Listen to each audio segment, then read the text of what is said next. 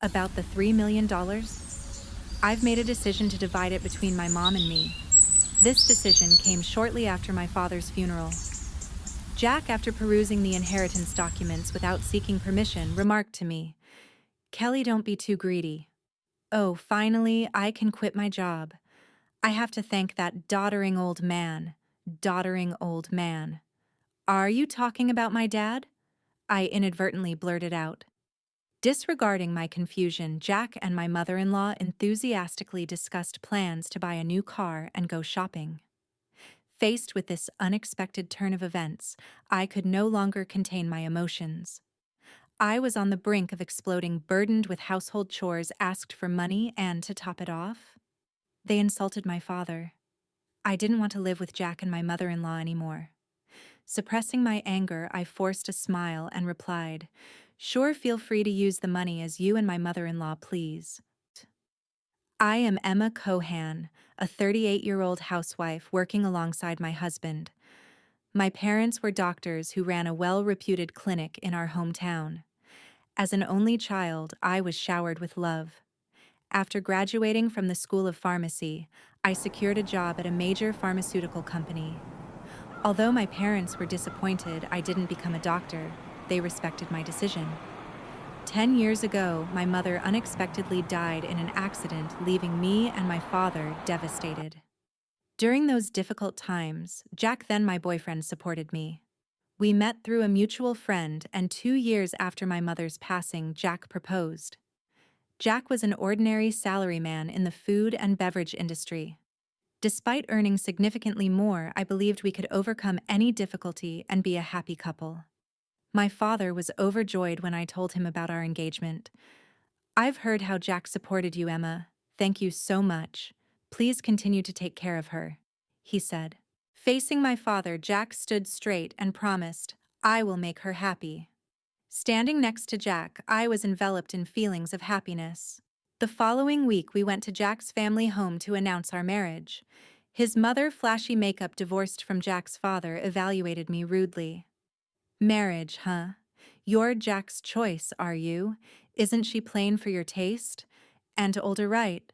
Wouldn't a younger and prettier girl be better for you?" Jack quickly retorted, "Mom, you know, M Pharmaceuticals, right? Emma works there. Her father is a doctor and runs his practice." I expected Jack to praise my character, but instead he emphasized the financial advantages. Hearing this, his mother's expression changed to one of satisfaction.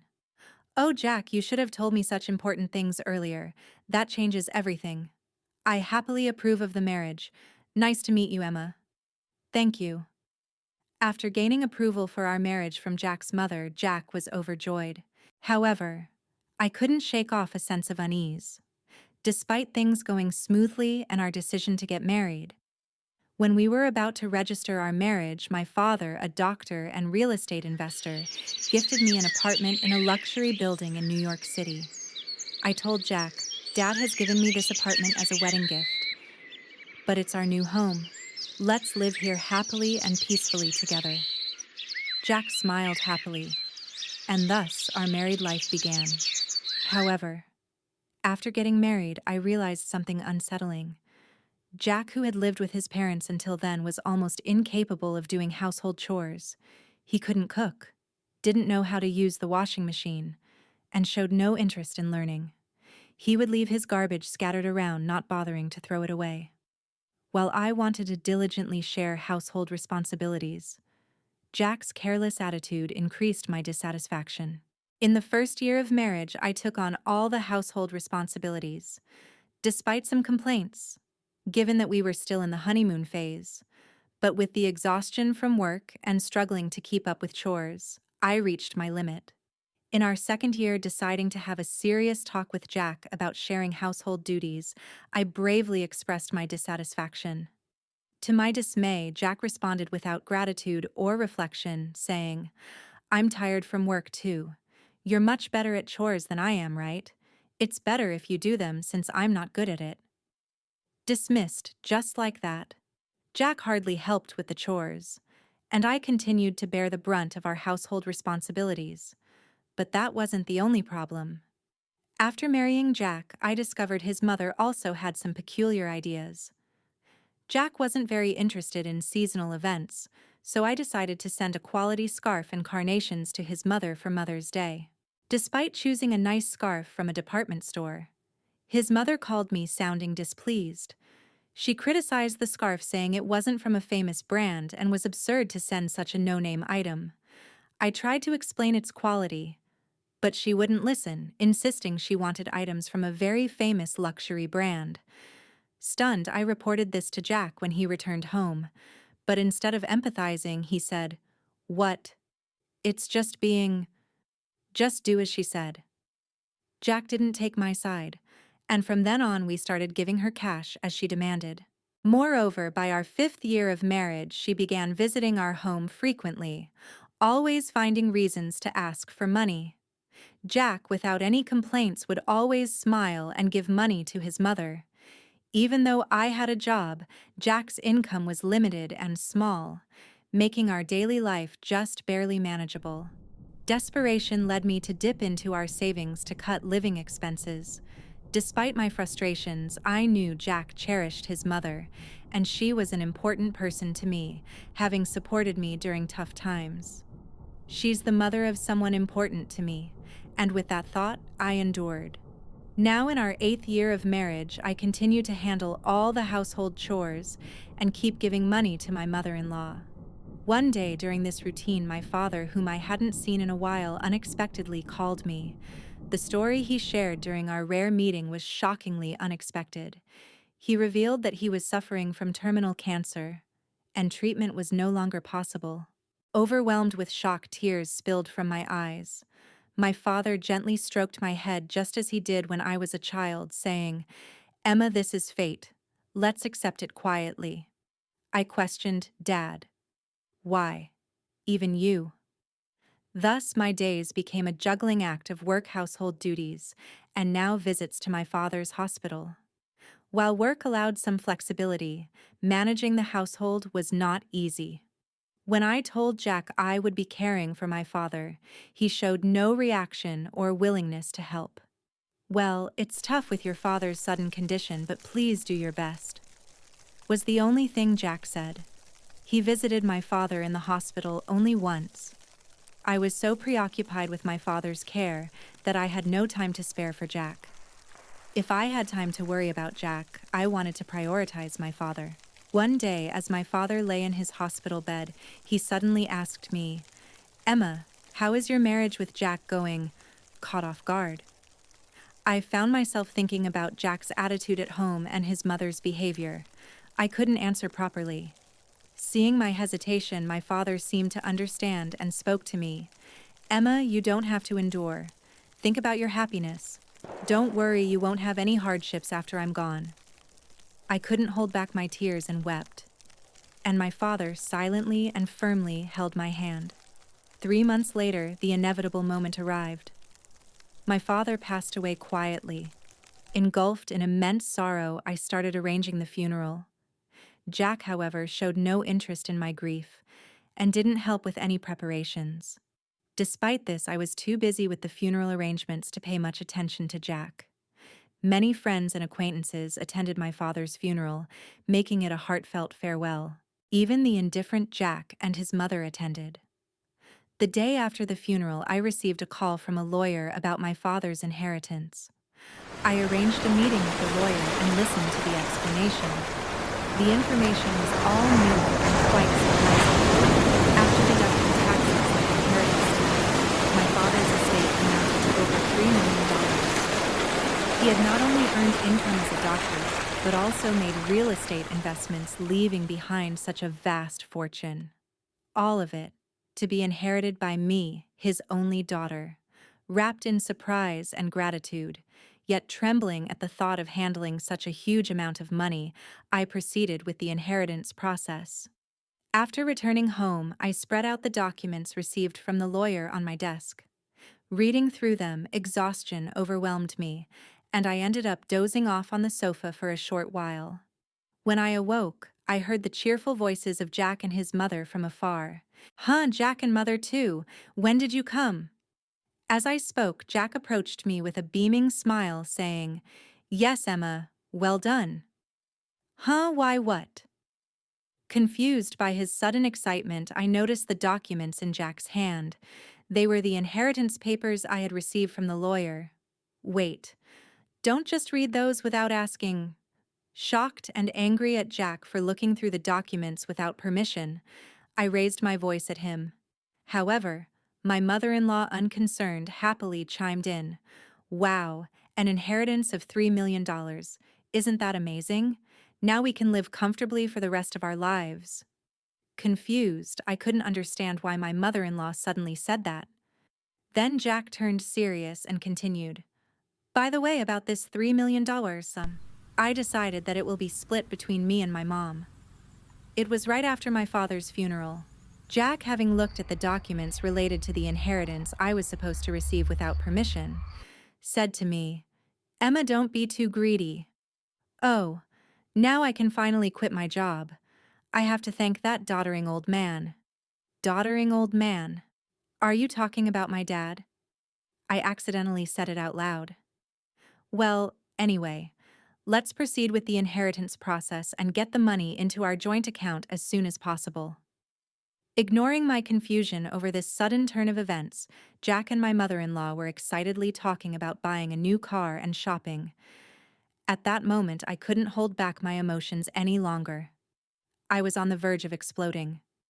Being burdened with household chores, asked for money and to top it off. They insulted my father. While holding back my anger, I replied with a forced smile, "Sure. Use the money, you and my mother-in-law, please. As you wish." Hearing this, my mother-in-law, seemingly satisfied, said cheerfully, "That's the spirit, Emma, quick to agree. Now make sure you work hard and earn money. I don't want our savings to decrease, so work hard." I just nodded and pretended to listen to her selfish words.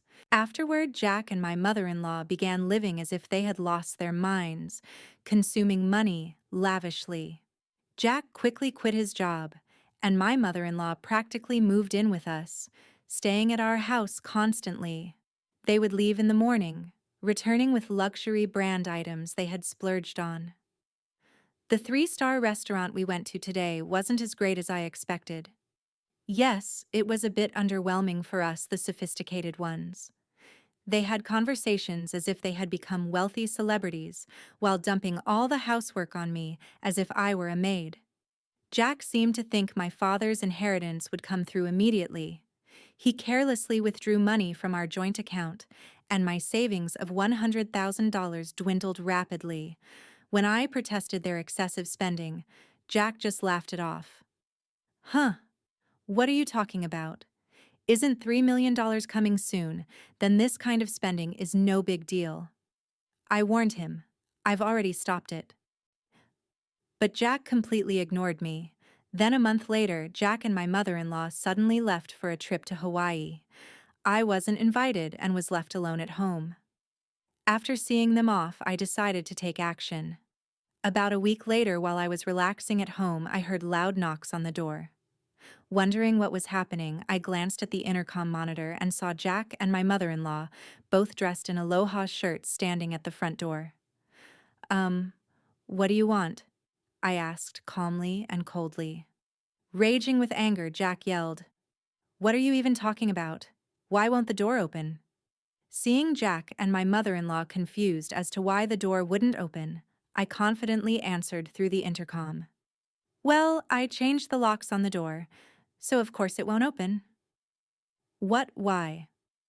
"Let's talk over this calmly at the nearby cafe. Please go ahead, I'll join you shortly," I suggested. Jack and his mother, after shouting in front of the entrance, seemingly realized it was futile, and soon headed to the cafe. Once I confirmed they had left, I made my way to the cafe. Arriving there, I saw Jack and his mother, who had arrived earlier, waiting in a state of fury. "Hey, what's this about? Did you change the locks? Hand over the new keys right now." "There's no need for me to give you the new keys. You both need to leave that house," I calmly told Jack and his mother. Facing a visibly angry Jack, I presented a piece of paper. It was a divorce petition I had already filled out. Divorce. You're serious about divorcing me? His mother was equally shocked and bewildered. Emma, why has it come to this? I spoke quietly to the two who were panicking and flustered. By the way, you've been spending lavishly every day. Are you sure your finances are okay? What money? Of course it's fine, Jack retorted vehemently, spitting as he spoke. Your father's inheritance is coming right. There should still be over $50,000 in our joint account. Look, I'll show you right now. Here it is. Saying this, Jack took out his smartphone and opened the banking app to check the account. At that moment, his expression changed abruptly. What? What's this? Why is the money gone? It was there just the other day. Hearing Jack's words, his mother also hurriedly looked at her phone, her face showing confusion. I revealed the truth to them as they were panicking, not understanding the situation. Of course it's gone. I'm divorcing you. So I moved that $50,000 to my account as part of the property division. What do you mean? Jack's face turned to anger for a moment, but then he smirked as if remembering something. Fine, I'll divorce you, then transfer the inheritance you got from your dad right away. After all, property acquired during the marriage is split half and half in a divorce, right? Well, you might be misunderstanding something, I replied. What didn't you know? The inheritance I received, even though it was during our marriage, doesn't count for property division. There was a moment of silence between us. Then Jack and his mother's expressions changed drastically. Perhaps they truly believed they would receive part of my inheritance. I was just astonished, and could only sigh in disbelief. No, that can't be true. That's impossible. Her face turned red with a mix of denial and anger. Please check for yourself, I said mockingly. Jack started frantically searching on his smartphone. It says here, property inherited by one spouse from a parent is considered separate property. Therefore, it's not subject to division and can't be split between the spouses. What? Seriously? His mother, too, looked at the screen in shock. Then Jack approached me, pleading desperately. Emma, please don't divorce me. I have no savings and no job. How am I supposed to live if you divorce me? Faced with Jack's wailing, I spoke to him clearly and firmly. What are you talking about? Take responsibility for your actions. I will never forget how you both treated me. I'm divorcing you. I'll go to court if I have to. Intimidated by my fierce demeanor, which they had never seen before, Jack and his mother shrunk back in fear, whimpering softly. Leaving the two of them dejected, I walked out of the cafe. Later on, Jack and I were able to go through the divorce proceedings without any issues. The $50,000 I had moved from our joint account was recognized as part of the marital property division. Eventually, I managed to get Jack and his mother out of my house. Jack, having already squandered the money from the property division, found himself penniless. Furthermore, he was overwhelmed with bills from the overseas trip and other expenses he had paid for with his credit card, quickly sinking into debt. Jack and his mother had to take on even more debt to make these payments. And they now live in a rundown apartment, working tirelessly every day to pay off their debts. The stark contrast to their former lavish lifestyle has been a huge shock for them. On the other hand, I sold the condo I used to share with Jack. I then moved into the apartment that used to belong to my father. I continue to work as before, but with the inheritance I received from my father, I am living a comfortable life financially. With gratitude to my late father in my heart, I want to start anew and cherish my life ahead. I aim to protect my happiness and spend my days peacefully.